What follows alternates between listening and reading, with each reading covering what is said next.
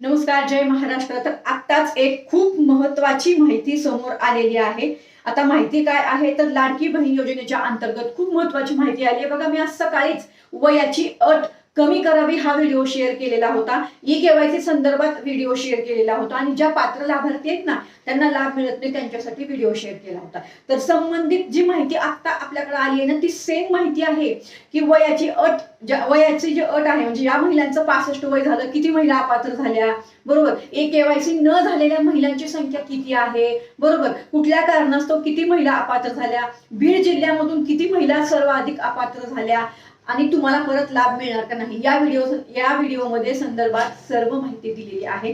त्यामुळे व्हिडिओला जरूर शेवटपर्यंत पहा आणि तुमचं मत जरूर व्यक्त करा. जर तुम्ही योजनेच्या अंतर्गत पात्र आहात आणि तुम्हाला लाभ मिळत नसेल तर तुम्हाला या ठिकाणी कमेंट करावी लागणार आहे, कारण आपण काय प्रयत्न करतो की पात्र लाभार्थ्यांना लाभ मिळावा. आता वयाच्या अटीचा व्हिडिओ बघा मी सकाळी शेअर केला आणि आता ही माहिती आलेली आहे. त्यामुळे आता पुढे पाहूया की किती महिला कुठे कुठे अपात्र झाल्या, कुठल्या कारणास्तव अपात्र झाल्या.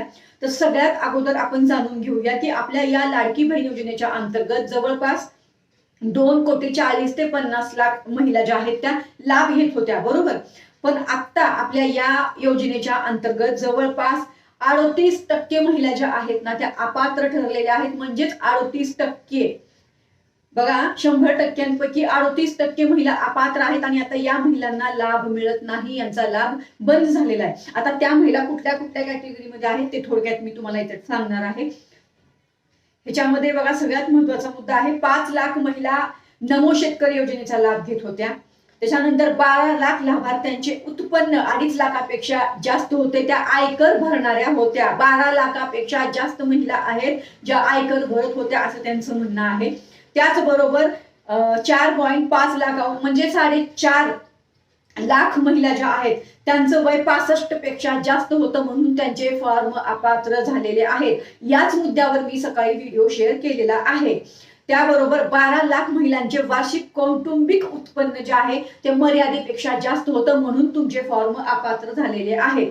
त्यानंतर पुढचा मुद्दा जो आहे, 55 लाख महिलांकडून ई केवायसी प्रक्रिया पूर्ण केलेली नाही. म्हणजेच काय, ज्या महिलांची ई केवायसी पूर्ण झालेली नाही त्यांची संख्या 55 लाख आहे आणि हा खूप मोठा आकडा आहे, 55 लाख. आणि या विषयावर सुद्धा मी आज सकाळी एक व्हिडिओ शेअर केलाय. बघा, आपण जे मुद्दे मांडत आहोत योजनेच्या अंतर्गत, आपण मुद्दे अगोदर मांडतो आणि माहिती नंतर येते. ह्याचा अर्थ काय आहे, या योजनेची खडानखडा आपल्याला माहिती आहे म्हणून आपण हे मुद्दे मांडत आहोत. तर की हा मुद्दा आपल्यासाठी खूप महत्वाचा आहे. कुठला, ज्यांची केवायसी झाली नाही त्या महिला जवळपास 55 लाख महिला आहेत ज्यांची केवायसी झाली नाही, ज्यांचा लाभ आता थांबलेला आहे. 8 ते 9 महिने झाले. आता हा लाभ कधी चालू होईल, जेव्हा केवायसी चालू होईल नवीन आणि ज्या महिला केवायसी मध्ये पात्र ठरतील त्यांना लाभ मिळेल. पण आकडा आपल्या समोर आला, हा खूप महत्वाचा मुद्दा आहे की आपल्या समोर हा आकडा आलेला आहे. 4.5 लाख महिला अशा आहेत ज्यांचं वय 65 होतं किंवा आता आहे किंवा पुढे होईल, त्यांचंही फॉर्म अपात्र होणार आहेत ज्यांचं वय 65 होईल. पण आता ऑलरेडी ज्यांचं वय 65 होतं अशा 4.5 लाख महिला ज्यांचे फॉर्म अपात्र झाले त्यांना आता लाभ मिळत नाही. आलं का लक्षात? तर आपण हे 2 मुद्दे सध्या धरलेले आहेत, एक तर ई केवायसी आणि दुसरं म्हणजे ज्यांचं वय आता 65 आहे किंवा पुढे 65 होईल त्यांच्यासाठी. त्याच्यावर मी ऑलरेडी व्हिडिओ शेअर केली, तुम्ही पहा. आता इथं सगळ्यात महत्त्वाचा दुसरा जो मुद्दा आहे, मला बऱ्याच महिला म्हणतात की ताई आमच्यासाठी पण बोला, आमच्यासाठी पण बोला. म्हणजे कुणासाठी, ITR संदर्भात.